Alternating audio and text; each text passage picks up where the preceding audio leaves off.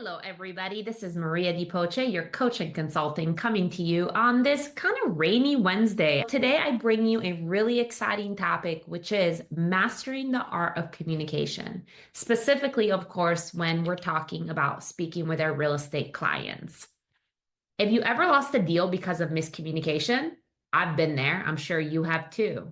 This video, I'm actually going to go and dive deep into some of the importance into client communication, really share actionable items with you and real world examples to help you avoid costly mistakes and build lasting relationships. I hope you watch it and I hope you enjoy it. Let's start with item number one, which is active listening. I think a lot of time the issue with miscommunication is that we don't listen to our clients and we don't understand the importance of really understanding their needs and concerns. Avoiding miscommunication and just really setting ourselves up for success in a transaction starts with a really solid needs analysis when we are first intaking that client.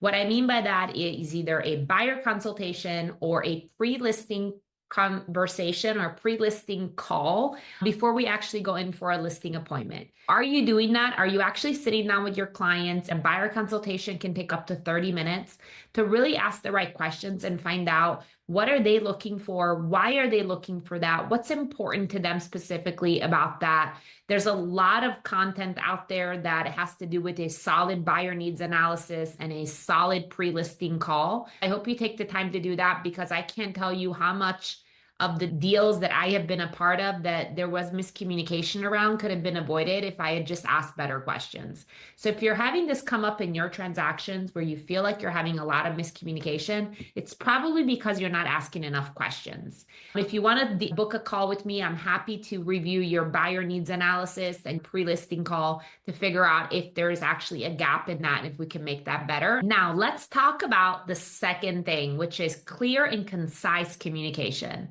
I can't tell you how many times I will have an agent come to me in my brokerage and say, hey, this is going on, or we're having an issue in this transaction. And I ask them, can I see what the communication has been like between the two of you? And what I'm seeing is I'm seeing that the person is having one conversation and you're actually having a totally separate conversation. You're actually not really even talking about the same thing. Clear and concise communication is really important. And there's a lot of value in being straightforward and transparent in all your interactions. So sometimes what happens is the seller, let's say we're representing the buyer, the seller wants something to happen and is telling the listing agent that we as the buyer's agent are interacting with the listing agent and we're having this whole emotional reaction with the listing agent before we even bring it to our buyer. Y'all, that is rookie mistake, right? It is our job to process the information and bring it to the buyer in a very straightforward and transparent way so that they can make the best decision possible with how they want to move forward with this specific thing that we're having issues with. It is not our job to make a decision on behalf of our clients. And I think a lot of times our emotions get caught up into that and we do end up being part of the problem and not part of the solution.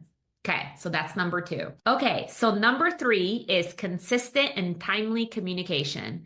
You really have to be consistent in the way that you are communicating with your clients. We're seeing listings sit on the market a little bit longer than they usually do. So what you should be proactively doing on Mondays is actually have a conversation with them about what happened over the weekend. Even if nothing happened, something happened, right? We can pull pendings in that neighborhood. We can look at movement. We can make calls to other agents that have listings in that neighborhood. We can talk about the lack of showings. We can talk about why we believe that's happening. If a property is forecasted to sit on the market for 20 days, because that's what the average days on market is, but they think it's going to sell in 4 days and then it sits on for 20. At about day 14, if you're not proactively communicating with your sellers on a weekly basis, they're going to feel like you're not doing anything. And I know that you're not, but they have to hear that because they're not with you every day. Our value is that we are going to help them sell the house. My question to you would be, what are we actually doing to sell the house? What are we actually doing as a plan for them? I hope that these 3 points really helped you understand how to avoid miscommunication with your clients. Number one is active listening. Number two is clear and concise communication. And number three is consistent and timely communication. I hope you enjoyed this video. It was quick and to the point. If you're liking and enjoying my videos, please subscribe. I would love to teach you more tricks and tips on how to have a successful real estate business. Have a great rest of your day, and I will talk to you later. Bye.